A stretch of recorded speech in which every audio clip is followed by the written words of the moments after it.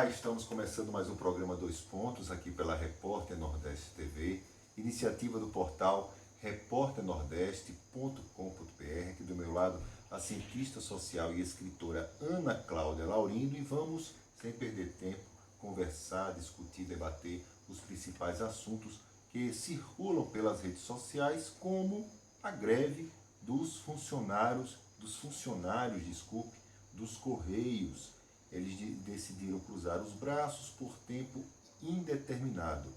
Entre os pontos na pauta de reivindicação está a privatização da estatal. Olá, Odilon. Olá para você, internauta. E aos trabalhadores dos Correios, o nosso apoio, a nossa solidária manifestação de compreensão da luta, do caráter de resistência que a greve ela ainda mantém.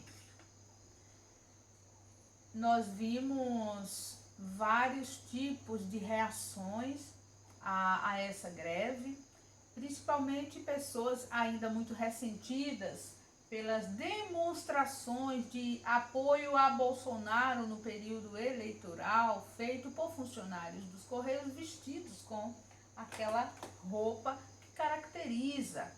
Mas nós precisamos avançar também na história. Nós não podemos nos tornar combatentes de trabalhadores e, com isso, de algum modo, parecer que estamos torcendo contra. Nós temos que torcer contra e lutar contra o processo de privatização.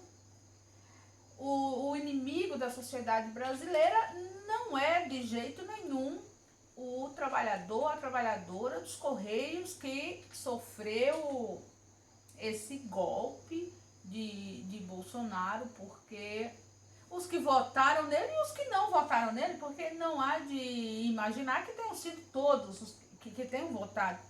Mas a partir do momento que nós elegemos um indivíduo para um cargo como esse, já está feito. Importa sim aprender com as experiências para futuras escolhas. Mas privatização era um projeto de Bolsonaro. Infelizmente, era um projeto dele, algo que ele sempre dizia que iria fazer. Porém, nós ainda encontramos na história presente, na contemporaneidade, muito descaso pelo interesse em conhecer o projeto do indivíduo que recebe o voto. Bolsonaro se deu ao luxo de não ir para debates. E mesmo assim, a nação que se afinava com as suas aparições, votou nele. Por que é importante um debate?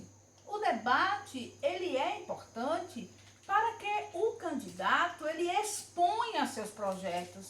E cá para nós, amigos e amigas, Bolsonaro não escondia suas intenções. Essa intenção aí da privatização, não escondia não. Mas parece que o eleitor de Bolsonaro também não foi rigoroso. Ele não fez nenhum tipo de exigência para com ele. Foi um erro que precisa ensinar.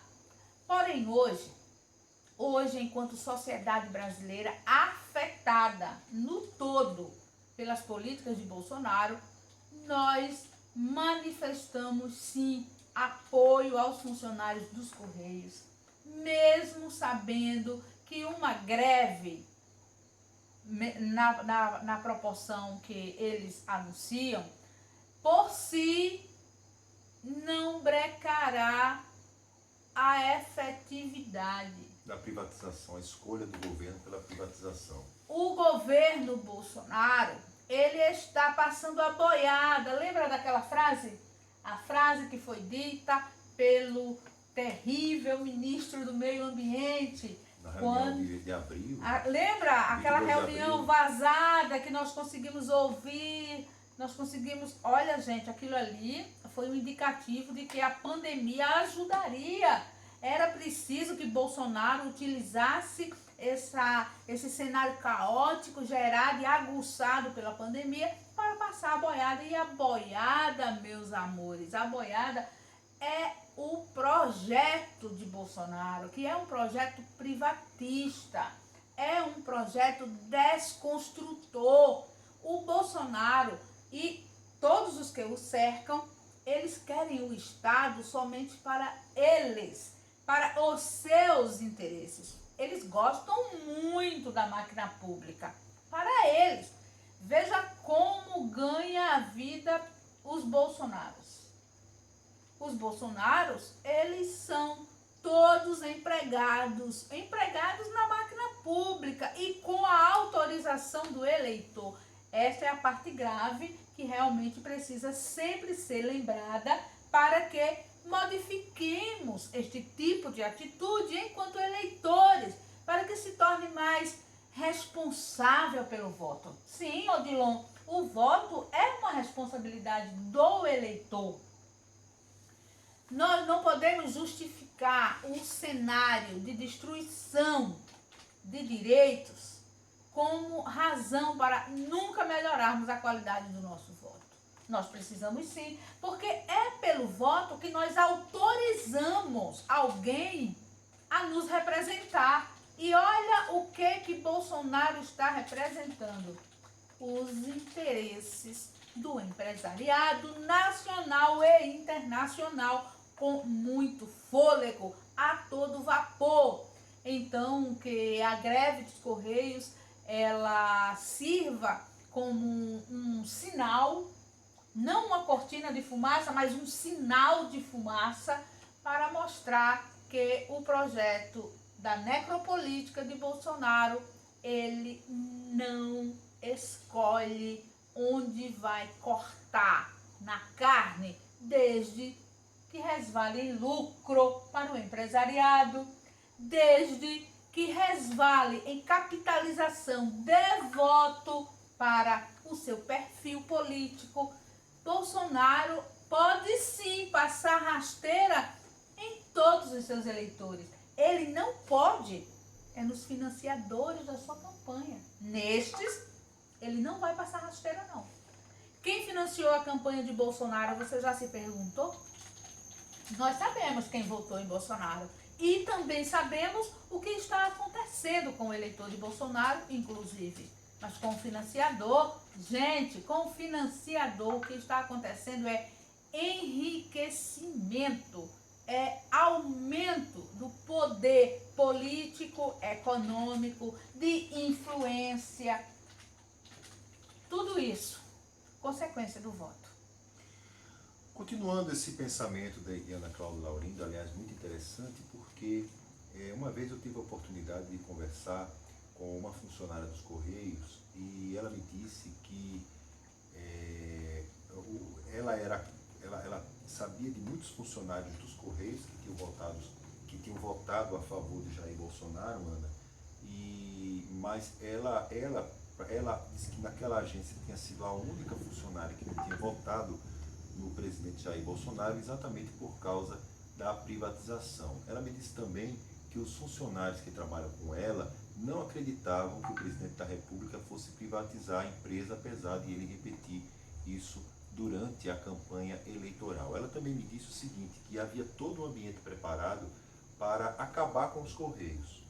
E que, aliás, isso aconteceu também, eu acompanhei um pouco desse processo, na Companhia Energética de Alagoas, a antiga CEAL, e que eles vão retirando aos poucos os recursos de investimento para a empresa, para a estatal, o que vai aos poucos, Ana, inviabilizando a execução orçamentária, o dia a dia da empresa.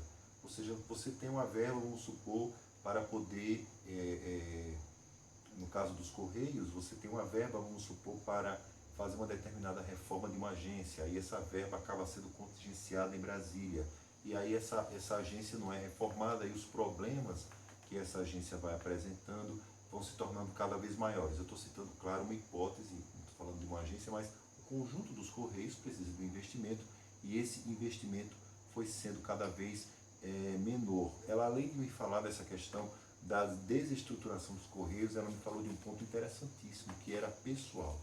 Menos pessoal trabalhando na rua, no caso, entregando as cartas, e também na parte burocrática dos Correios, que são aquelas pessoas que fazem a separação dos produtos, etc. Tem a questão do raio-x, etc, etc. Então, eles colocavam menos pessoas para poder realizar esse trabalho, e isso acabava,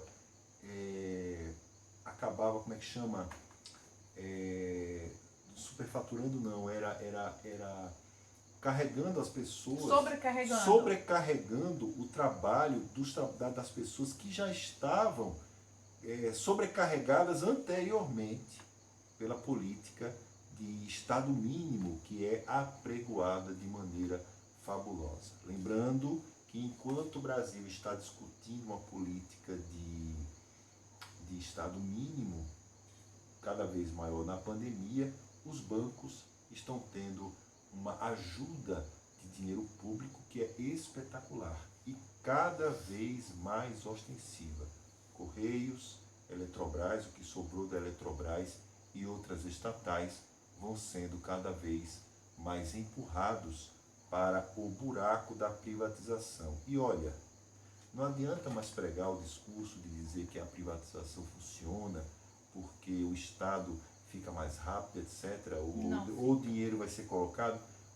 Os Correios, quando forem vendidos, vai ser a preço de banana, como a gente vem observando em outras estatais pelo Brasil. A gente viu isso no Maranhão, com a Estatal de Luz, vimos isso com a Estatal de Luz em Alagoas, e outras estatais seguem a mesma lógica. O serviço piora porque nas cidades do interior, por exemplo, onde existe uma agência dos Correios, a empresa vai levar em conta o lucro para poder fazer com que essa agência funcione, e se essa agência não funcionar, ela é imediatamente fechada e a pessoa que possa buscar outras alternativas. Lembrando também, antes de a gente poder passar para outro assunto, Ana, que uma agência dos Correios hoje no interior não funciona apenas para recepcionar carta. Nessa agência você também faz, inclusive, abertura de conta bancária, uma conta Isso chamada foi de conta, suspenso, conta hein? postal. Isso Já foi suspenso na maior parte das agências. Isso tinha uma abrangência e este serviço, esta oferta, ela foi reduzidíssima. E olha, além disso, você tem um serviço de pagamento de contas que você pode realizar nessas agências. Se você retira esse posto dos Correios, por exemplo, dos grandes interiores do Brasil, interiores, às vezes, como a gente fala, grandes no sentido do Brasil ser enorme, mas aquelas partes mais distantes da capital, cidades muito pequenas vão ficar cada vez mais desamparadas. E existe um comércio hoje, que é um comércio por internet, que esse comércio, ele é todo levado ao produto final, ao interessado final, através dos Correios. A pandemia, por exemplo, ela não afetou o setor de compras online, justamente porque os Correios, eles atuam muitas entregas sendo feitas em casa. Ou seja, não é qualquer setor, é um setor importante, é um setor que já superou a ideia romântica de apenas ligar comunicações. Ele vai além, ele é um grande balcão. Olha, 51% da população brasileira acredita que, em Papai Noel, não, brincadeira, acredita que o pior do coronavírus já passou. Esses dados são de agora, mês de agosto. No mês de julho, 39% acreditava que o pior já tinha passado. Por outro lado, 41% dos entrevistados acredita que o pior da pandemia ainda está por vir. Só que esse percentual, ele era muito maior no mês passado, 53%. Além disso, 28% da população diz que não está com medo do coronavírus. Em julho, esse percentual era de 24%. Traduzindo em números, o discurso oficial apregoado primeiro pelo presidente Jair Bolsonaro e depois pelos governadores e prefeitos que seguem a reboque na política genocida, são quase 110 mil mortos na pandemia no Brasil. É bom que a gente diga isso. E as previsões mais catastróficas, elas não são catastróficas por natureza, elas carregam sim uma grande verdade, e que nós vamos ter realmente um genocídio impressionante no Brasil nessa pandemia. E os números refletem exatamente que as pessoas estão se convencendo cada vez mais que a pandemia não é essa coisa toda, que o pior realmente está passando e o cenário vai sendo de maior segurança. Agora, segurança para quê, Ana Cláudia? Para a economia, porque a normalidade é econômica, não é uma normalidade sanitária, não é uma normalidade que vem a partir de resultados de políticas de saúde. É apenas o interesse da economia que está prevalecendo. Isso mostra muito o resultado deste tempo que nos transformou em consumidores contumazes, consumidores como impulso, consumidores impulsivos. O consumidor impulsivo, ele transferiu para espaços onde a economia dita as regras, as maiores satisfações da sua vida. Comemorar vem de comer, bebemorar vem de beber. E depressões que dizem ser aliviadas pelos processos de compras deixaram em conjunto muitas pessoas em angústia por conta do isolamento social onde ele ocorreu. A necessidade de aglomerar para comer, beber, fazer churrasco, encontrar amigos, fazer festa.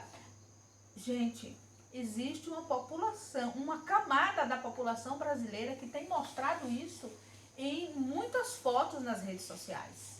As aglomerações, como elas servem de justificativa para relacionamentos, e estes relacionamentos, em sua maioria, eles se dão sob o crivo da demonstração do que se tem, pelo índice daquilo que se consome, pela forma como se consome. Nós vamos percebendo que nos tornamos cada vez mais pessoas autômatas no ato do consumo. Contra isso, o que fazer? A contracultura, neste caso, ela vem da consciência, que é uma coisa extremamente individual, já que não temos políticas que coletivamente possa induzir a este estado de reflexão.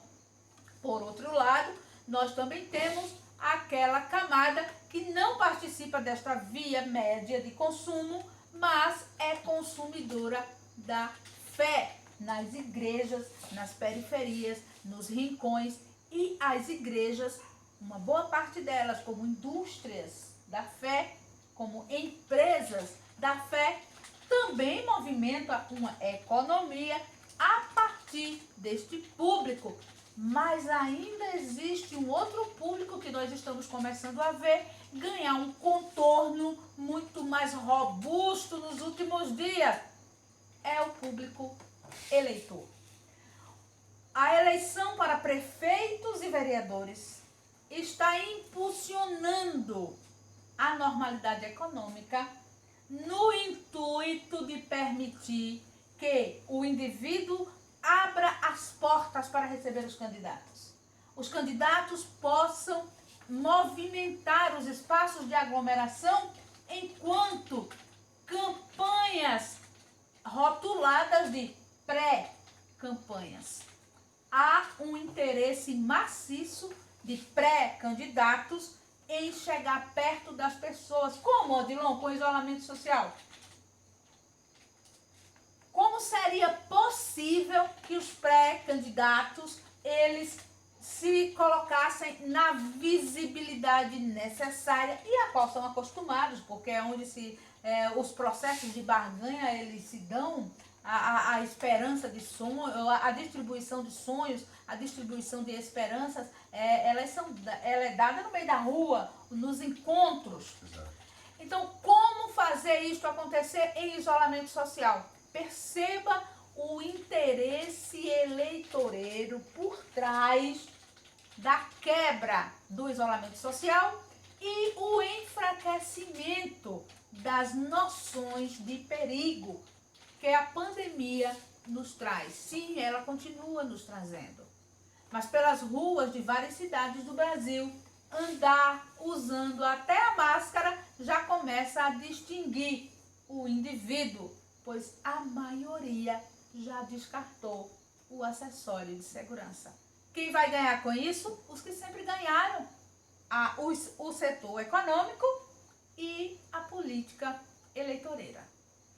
Nesse ponto interessante, Ana, que você abordou sobre a normalização do absurdo, a Justiça Eleitoral já começa pelo país a sua discreta campanha, aliás, a sua campanha que vai se tornar, claro, cada vez mais ostensiva de convocação dos mesários nesta eleição. A pergunta que eu faço é a seguinte: e se o mesário alegar que não tem segurança suficiente para atender ao pedido da Justiça Eleitoral e se apresentar no mês de novembro, mês das eleições, para ajudar na coordenação dos trabalhos nessa votação? Como é que fica? Será que esse argumento é considerado válido? Será que o argumento válido para a Justiça Eleitoral será apenas se a pessoa apresentar um atestado dizendo que ela tem uma comorbidade, que ela tem uma doença pré-existente e que faz com que ela se torne mais vulnerável nessa pandemia? Ou então, será que esse argumento apresentado de situações de saúde e o risco dessa pandemia será levado em conta como justificativa pela Justiça Eleitoral? É uma grande dúvida que nós temos ainda. Lembrando, gente, e é muito importante que a gente diga isso, nós temos pelo país iniciativas de prefeitos e governadores que, de maneira muito sábia, eles estão cancelando grandes eventos públicos. Depois da gente ter lá em São Paulo o anúncio do cancelamento do Réveillon, é a vez do prefeito de São Paulo, o Bruno Covas, é chamado de Mário Covas, mas não é o Mário, é o Bruno Covas, ele anunciar que já se discute sim no governo o cancelamento da São Silvestre, da corrida de São Silvestre, que é uma corrida, gente, que acontece há mais de 80 anos e é pela primeira vez vai deixar de existir exatamente por causa da situação da pandemia. Então, grandes eventos públicos vão sendo desmarcados, até o carnaval do ano que vem ele está sendo discutido e muito fortemente discutido para isso. E por que as eleições não existe esse debate nacional? Qual é o problema de não haver esse debate? Pois bem, vamos então acompanhar esse desdobramento e ver o que é que o TSE vai fazer. E olha, e já na pandemia e depois da pandemia, o que fazer, Ana Cláudia Laurindo, com os milhões de pobres e desempregados? As economias latino-americanas, segundo fez uma análise muito interessante no jornal É o País, elas estão todas na UTI. É muito prudente que quando a informação ela traz um bojo onde coloca muitas localidades, nós pensemos na nossa, que é a que nós conhecemos melhor. Imagina o que será de nós brasileiros nesta UTI econômica, quando ainda estamos lutando para não chegar a uma UTI por falta de ar nos pulmões. Sim, é um momento grave. E ele é tão grave que não nos permite corroborar com pontos de vista e interesses, nem do setor econômico e nem do setor político brasileiro. Porque esta realidade que nos acossa, esta realidade que nos deixa numa expectativa de se houver amanhã, ela é da nossa conta. Nós precisamos, Odilon, começar a olhar para o futuro e perceber onde podemos encontrar aliados. Nós, povo brasileiro, estamos precisando de aliados. Aliados institucionais, sim. Quem vai poder estar na defesa das necessidades, dos interesses, das pautas populares daqui a alguns anos? é preciso fazer isso. Eu bato insistentemente nesta tecla. A realidade, ela também nos proporciona uma margem de participação e de responsabilidade nela. Você que é internauta, que está assistindo o nosso programa e que tem interesse em que estes debates, eles sejam mantidos numa perspectiva de contracultura, inclusive, há uma proposta alienante que navega pelas redes, sempre em benefício do poder dominante, fortalece a nossa voz, curte, compartilha e nos incentiva a continuar. E olha, com esse recado de Ana Cláudia Laurindo, incentivando todos vocês a curtirem, a compartilharem os nossos programas, esse e outros programas nas suas redes, chamando os amigos para participar, indicando as pessoas. Esse recado incentivador faz com que a gente encerre o nosso programa Dois Pontos, agradecendo a participação de cada um de vocês, as sugestões, as ideias que vocês estão enviando para ao nosso programa. Lembrando que o nosso programa Dois Pontos está na Repórter Nordeste TV, iniciativa do portal repórternordeste.com.br. Até a próxima.